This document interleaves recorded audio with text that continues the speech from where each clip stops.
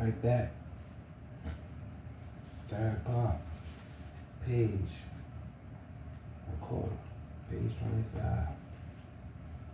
To be successful, you must do both steps. Practice positive visualization to enhance your confidence that you will be able to accomplish your objective and create high expectations for yourself. And you must use negative visualizations to see and control any obstacle along the way. Suppose you are aware of the hurdles and believe that you have a high possibility of overcoming them. In that case, you will be inspired and invigorated to take action. Conversely, if you doubt that you will overcome the barriers, you will become less driven and begin to postpone. This is why your objectives must be achievable. It's difficult, but not impossible. The process of mental contrasting will leave you with the impression that you will succeed and the feeling that it will be difficult. There are several challenges that you must be aware of and address, but the journey does not end there. Of course, practicing mental contrasting just once is preferable to doing no mental contrasting at all. However, it would be best if you practice contrasting mental daily to benefit from this process fully. A new belief does not emerge overnight. The subconscious mind requires repetition. Furthermore, you will progress toward your objectives every day. This implies that daily mental contrasting will give you fresh insights into new barriers associated with the new you or challenges you have never considered. Discover. The first significant advantage of mental contrasting is that it will assist you in discovering how your existing self does not match your future aspirations. Therefore, mental contrast is an excellent way to reflect on yourself, where you are, and what you need to work on next. Mental contrasting creates significant subconscious links between the difficulties you see and the solutions you apply. And so, it helps you explore your mentality and manner of thinking. You may utilize this to your advantage to choose which measures to take. This might include taking concrete steps towards your goal, but it can also involve changing negative ideas into positive ones. Handling negative feedback. You will be able to handle unfavorable comments if you use mental contrasting. Negative feedback is all around us. This is a completely natural occurrence. No matter how amazing your last presentation was, there will always be a tiny proportion of individuals who will disagree with you. Instead of allowing negative criticism to defeat you, you should learn to deal with it productively. Mental contrasting is an excellent method for coping with this negative feedback. It teaches you how to cope with problems successfully and constructively, and that erroneous feedback is another impediment. Dealing with challenges becomes a habit due to mental contrasting, and you gain self-esteem since you know you can emerge victorious. Mental contrasting against addiction. To use mental contrasting effectively for combating addiction, you need to focus more on positive visualization. First, you will visualize yourself as a winner, filling yourself with positivity and experiencing the feeling of being free from the shackles. Once you master this, you will start using a contrasting mental technique As you continue to visualize and think about the potential obstacles you might face on your journey, the positive effects will keep neutralizing them. Mental contrasting will help you identify the challenges, and then you can work on yourself and improve. You will visualize overcoming those obstacles that will come your way.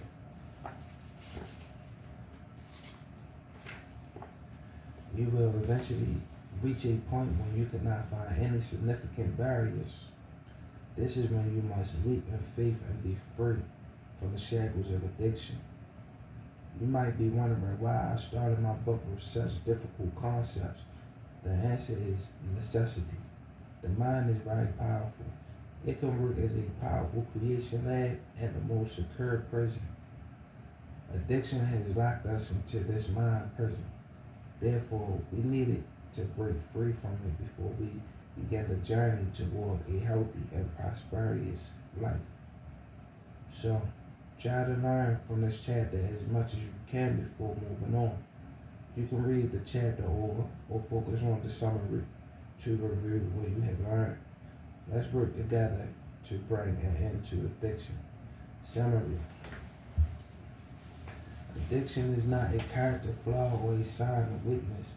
It takes more than determination to overcome it. Confidence and belief that you can overcome addiction are the hardest to sustain. We are less likely to act, alter, or strive to improve circumstances when we lack self-confidence and belief. Therefore, believing in ourselves can support, empower, and guide us toward our ultimate goal. The law of belief states that whatever you believe with passion and conviction becomes your reality. You can't change your reality unless you change your beliefs. For example, all of the world's religions highlight the ability to maintain faith as a key to happiness and wealth. Therefore, the trick is to have total clarity on your objectives and understanding and outstanding plan for achieving them. Desire is natural for everyone, but devotion is where everyone struggles. They don't know how to devote themselves to it and maintain the discipline to do it. Our unconscious mind convinces us that labeling oneself inept is simpler than working hard to achieve our objectives. When we desire to overcome our addiction, our unconscious mind begins to convince us that we are not strong enough to overcome it. However, this is far from true. Addiction is a misplaced ray of your vital force, and you have a plethora of positive energy to balance it. When you feel you have a good chance of overcoming addiction, you will be motivated to take action. Conversely, if you question your ability to conquer the obstacles, you will become less motivated and continue to postpone. So stop labeling yourself and start believing in your power.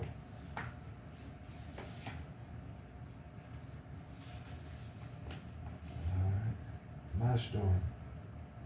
In another one of America's crazy ghettos, another ordinary, typical horror story product of the environment, a black man was made from the creation of two hardworking, middle-class black parents. The early stages of my life were formed from a combination of older family members, my cousins and peers from my environment, so it was no surprise crime, drugs, and prison were in my future. At the age of 15, I had begun selling heroin. By 19, it had elevated to crack and cocaine. My older cousins around me were already dipping and dabbing with drug use. My brother was an original gangster with severe heroin addiction and was murdered in an alley in one of Baltimore's worst hoods. By my 20s, I led a band of 15 or more thugs with over 20 guns. We began to rob, steal, shoot, and cause harm and havoc to anyone we felt would assist on our road to riches. My first prison sentence was at 23 at the Baltimore Penitentiary for a handgun violation. where I was reunited with a slightly older cousin. Soon after, my crime spree elevated to white collar crimes full time, from being schooled by another older cousin just coming home from a manslaughter sentence and only blazing robberies if the stakes were high enough to spark my interest. Not long after my crime spree with white collar began, I was caught in the crossfire and appeared on the news for a robbery. Shortly after, I was convicted and sentenced to 3 concurrent 15-year sentences for a home invasion. Not the home invasion that occurred, but one that I was completely innocent of. The victim showed up in court, pointed at me, and said, "I'll never forget your face." I had never seen this man a day in my life. I valued my time in prison, knowing I was innocent of the crime I was accused of, and being a spiritual man, I took this brief time to develop as a man. I began to study religion as a whole. Having a good relationship with the all-white captains and majors in the prison, I was able to have my request answered immediately, which was nothing but requesting family members and those able to teach me lessons as cell buddies. I began regularly receiving lessons from Muslims, Israelites, Moors, Americans, and Christians. Also, due to an older cousin deeply caught up in the life of drugs and deception, and me being a younger cousin, 270 pounds, able to lift anything in the yard, pit, or prison as a whole with a fair reputation and a menacing presence, which is a big no-no. Later, it led to my nephew and me as cell buddies, who were older than me by years and had the same name, Rep Lord Joe, rest in peace, Lord Joe, but was overlooked. It was the prison that gave me the discipline to make the change. I needed to be still yet active in a recovery program. My recovery program, it was the prison where I discovered my speaking talent. Having a stuttering problem was not something I was expecting. My message was powerful and deadly on point. I was elected to be the speaker for Black History Month, where I spoke for 30 minutes in front of at least 5,000 inmates. My title was Wake Up. It was a cold brew awakening speech from this big, strong inmate who barely even talked. It was one of 6 other speeches I wrote in a day. I was focused.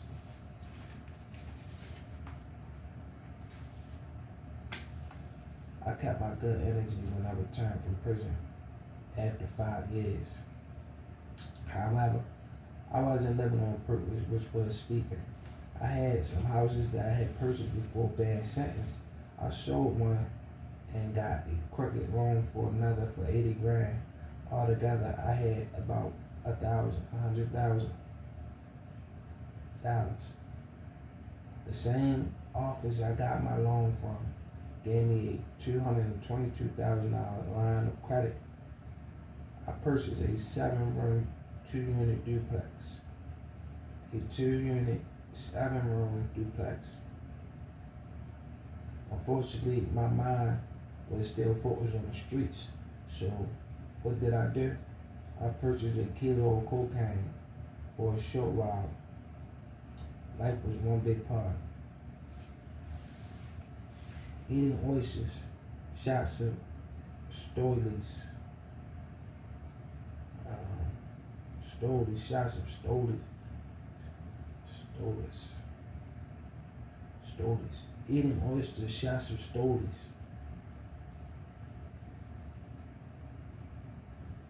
I tried, let's say Stolies.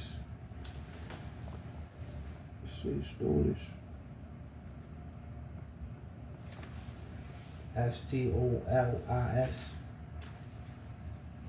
Alright, well, and lines of coke. Not long after, one of my partners got 25 years with the feds, and my other got hooked on crack. During this time, I met a beautiful young lady while leaving the gym on my daily workout routine with my partner, who was going through a divorce. That year, her husband made $40 million. She was rolling in the dough.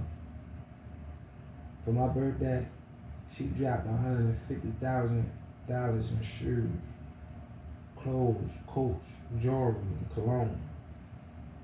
I had been upgraded and felt a major shift in my being for the first time. Then my mom died and life took a drastic turn for the worse. Being the only child of Joe and Thelma, I felt like I was always in the spotlight. I was Joe Frank, the family's prince. I had the prettiest women, always had nice clothes and cars, and an image of the man I had to uphold. When mom died, it felt like I deserved a well-needed rest and grounds to fuck up.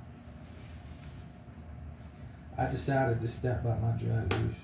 I took my first hit of crack. You see, I used to give advice all the time. I thought it was easy to stop getting high. Whoever I advised would always ask me one question: had I ever got high before? Had I ever smoked crack or sniffed heroin? And my answer was always no. And all my advice was null and void, no matter how loud I shouted or how many times I said it. No one listened. So I said, okay, I'm going to show these fools I could beat this addiction like a pro. Well, 1 month led to 2, and 3 led to 4. 1 year led to 5. 5 years led to 10. Remember the 7-room, 2-unit duplex? Well, before I lost it turned into a hotel crack whore. I was the known crack whore pimp with the best girls. My house was a never-ending revolving door of calls and tricks, 5 nights, porno, drug fights, and ducking cops and bounty hunters. Remember the rich girlfriend? Well, she left me after several attempts to make it right. And remember all the clothes. Every hustler within 25 miles had Gucci belts, Louis shoes, Prada belts, tailor-made suits, diamond watches, etc. Things quickly spiraled downhill between me beating, shooting, and stabbing irate chicks. Being a block bully got me shot up close range 3 times. I was so high I didn't feel a thing besides a drop of blood on my shirt. You couldn't even tell I had been shot, so I didn't bother going to the hospital. Besides, one of my girls had money and drugs, so I had more important things to do. Not long after, my bottom bitch got pregnant and had a baby. It was a miracle we brought the baby home from the hospital to the 7-room, 2-unit, 3-bathroom, rundown and abandoned without home. Nothing working in the middle of summer. No AC, no shower, no toilet. Just my flies and the newborn baby, because the mother was out chasing drugs all day and night and tricking from sun up to sundown.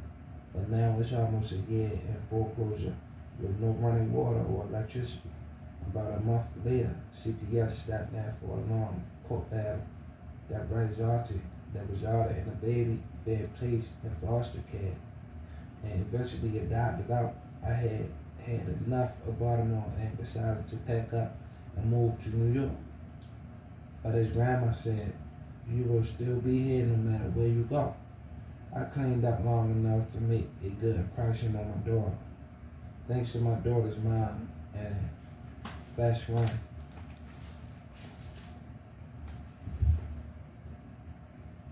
Soon after, I moved to the Bronx and all hell broke loose. I became a monster, running through the projects, beating up junkies, stealing, and getting high all day and night, running like a chicken with his head cut off. That's when I got stabbed by a 3-foot midget I had beaten up before for threatening me. The stab was pretty bad enough to snap me out of my habit and wake me up in a big way. He did me a huge favor. My dad was suffering from dementia and doing badly, so I decided to move back to Baltimore. So I packed up and hit it home. But now I was homeless, living out of the truck that I managed to buy from some cash I put together from some scams I ran. However, living on the streets in Baltimore was different than in New York. It wasn't safe, making it hard to sleep at night, and besides, I couldn't drive around all day with no license like in New York, so I had to limit my driving. So I decided to pick up one of my old habits, my good old friend, heroin. Or now, by this time, fentanyl. That made it easier to find a good parking spot, smoke a cigarette, sniff some blow, and fall out until the next day. It didn't take long before I passed out behind a wheel and crashed into 4 cars with women and children as passengers. I woke up to the cops shoving Narcan up my nose and being arrested for about 15 charges. I was shortly released and got a job at a car wash in my old neighborhood by my karate sensei during the day. By talking to the mailman, I found an abandoned house with all the furniture, TV, and electricity still warm but no running water. The first night in, I was spotted breaking in, and the cops were called, but I remained still and quiet until they left. For the next few weeks, this was my home. That lasted about a month or so, and something inside of me said, "Look at you. Look at your life. You're living in an abandoned house, working in a car wash, not raising my kids, not being productive, and most of all, not living on purpose." That was it. I had enough. We all have different rock bottoms, but this was mine. I left out a lot, trust me. It was all hell and hot water. And hot water, I checked myself into a treatment program and made it up in my mind. I was done wasting time. I was done spinning my wheels. I was done being a deadbeat. I was done not being the person I believed I knew I was meant to be. That's when I started to align myself and stepped into what I call the vortex. That's when I decided I would get connected to the universe and let loose my inner game, And at that second, life changed. I learned to meditate. I still haven't mastered it. I learned to focus on my goal by concentrating on 1 or 2 words simultaneously. My 2 words are love and abundance. First, love. Everybody needs love. Love makes the heart grow fonder. First, you must be lovable and open to love if you want to love. Smile has a pleasant attitude. Be warm inside regardless of your surroundings. Lastly, abundance. We are here on this earth to achieve things, to be creators, and to manifest great things. This is how we activate the law of abundance to the fullest. This is how we align with purpose and power. This is how we activate our inner game. There's a magnet in us all that attracts forces in the universe that sends us exactly what we deserve, what we focus on the most, what we truly believe we are worthy of. Nothing happens by coincidence. You get what you give out. Learn to vibrate on higher frequencies. Learn how to apply your focus. Exercise, smile, ask yourself, how much time do I want to waste? We don't lose in life because we don't have talent. We lose in life because we're not in our position. So as I began to align myself with my purpose, I began to shift in position. I wanted love desperately. I was missing something in life, a partner. So one day I received a phone call, a phone message from a dating app, and said, "I'm not stalking you, but we met years ago on a train in Harlem. By any chance is your last name Stokes?" My name is Candace, and I'm a love coach and hypnotherapist. We met on the train one day about 6 years ago, and you gave me your card. I lost it since then, and it's been a long time. But in the words of Candace, this was the divine right timing. The double dutch game of life is always being played. The ropes are always spinning. The key is to get in the rhythm so you can jump in. Next is manifesting abundance. Which one? Align properly. Which once aligned properly never stops.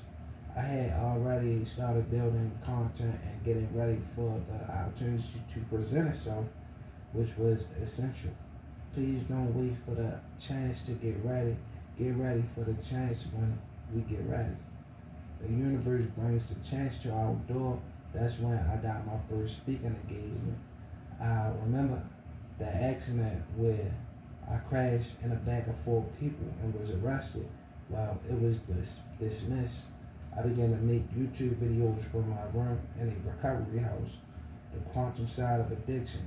I returned to court for my license, where at least 20 charges were dismissed. I received my license back, and the rest is history. It's all possible if you first believe or know it is. These are the keys to opening the vortex. Laws and principles. Laws and principles.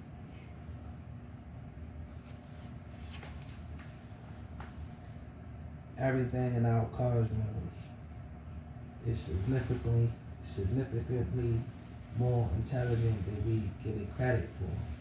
Our lives are ruled by stunning coherence. The more we quit trying to control the result and go with the flow, the more magic will be manifested. Our cosmos loves absolute, ubiquitous, ubiquitous,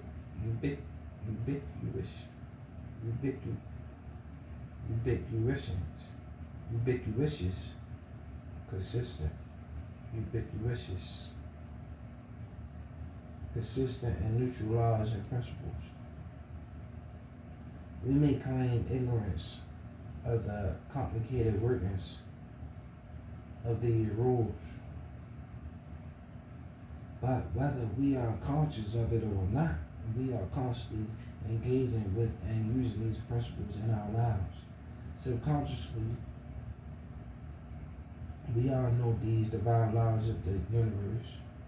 These principles and laws are the backbones of the universe's working body. This chapter will teach us about the universe's laws to understand its complexity. Laws of the universe are essential because they bring nature into balance and harmony. You will better understand how the universe operates if you learn these laws. Once you've learned the rules, you can apply them to your personal life to advance prosperity. Every universal rule is a piece of the complicated jigsaw that is the universe. They are all work and operate together. As such, they can be a guide for making the most of life. Let's take a closer look at the universal laws, how they affect our life, and how you may use them to your advantage.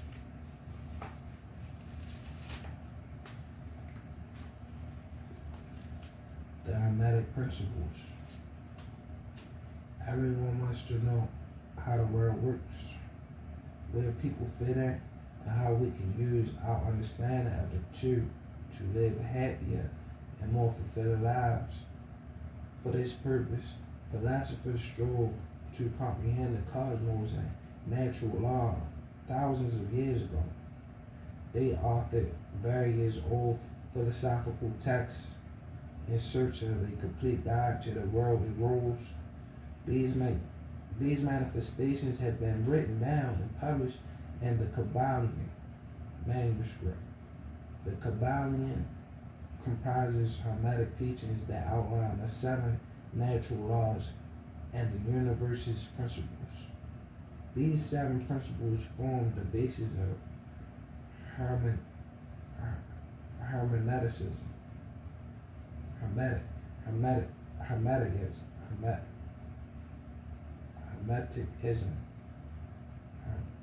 Hermeticism, a spiritual philosophy that dates back to the 1st century AD.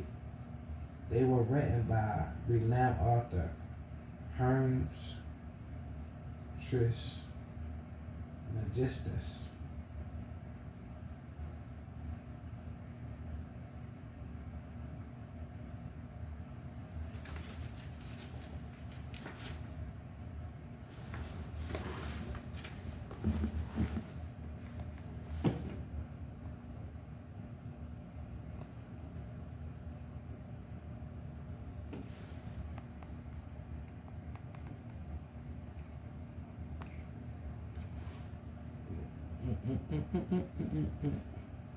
Whoa, where my man name at?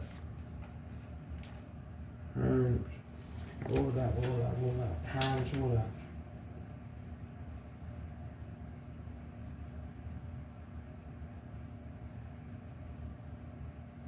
By renowned author Hermes, capital Tris, Tris, MEMGIS,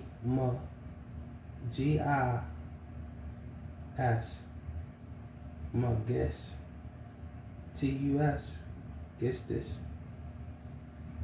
Trismegistus, credited with writing the Emerald Tablet and the Corpus Hermeticum.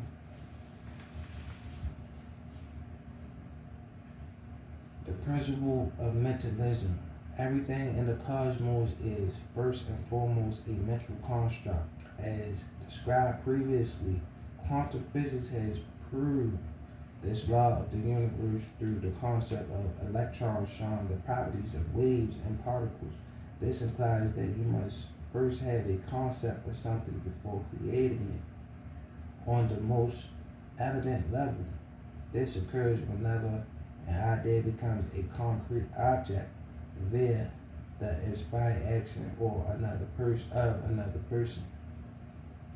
However, on a deeper level, your thoughts and ideas might arouse cravings for specific experiences or things in your life. So if your thoughts are filled with anxiety and dread because of concern, your life experiences will prove that your beliefs are real and well-founded. However, your experiences will be positive if you approach life with love and inner serenity. This is why it looks as though the rich become wealthier while the poor get poorer, since the rich are constantly focused on plenty and live in it. It is much easier for them to adopt a prosperous mentality. On the other hand, those who live in poverty are continuously confronted with financial difficulties, stress, and feelings of scarcity, all of which exacerbate an already dire situation. However, we can change our life experiences by changing our thoughts. Everything in this universe is here to assist us in achieving what we imagine and desire. Starting with the belief that we are powerful enough to combat addiction and win over it will harmonize our life energy with the universe's energy, and the universe will make our imagination come true. However, this doesn't mean you can achieve anything without hard work. Our beliefs and imagination will create a mindset and drive us to work hard to achieve what we truly desire. The mind, the quantum side of every reality and matter present in this universe starts from the mind. This principle does not specifically refer to the brain as the mind. It is a set of organs ranging from the heart to the gut to several parts of the brain which combine to make us our reality. Our whole body can work as our mind when all the energies of our body become balanced and work in harmony. That is when we achieve our true form, and the power of our mind gets amplified. To understand the concept of harmony more clearly, we need to know more about brains. The brain has many parts, but three main parts are the brain stem, cerebellum, and cerebral cortex. Cerebral cortex. The cerebral cortex is further divided into the frontal lobe, temporal lobe, parietal lobe, and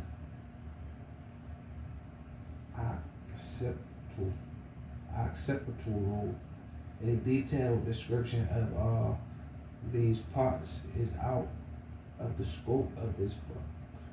Nevertheless, their functions demonstrate the cohesive bodywork of all these parts, leading to harmony. And we're going to start on page 39. When you start on page 39, I love you until next time, Have a good one. Have an abundance.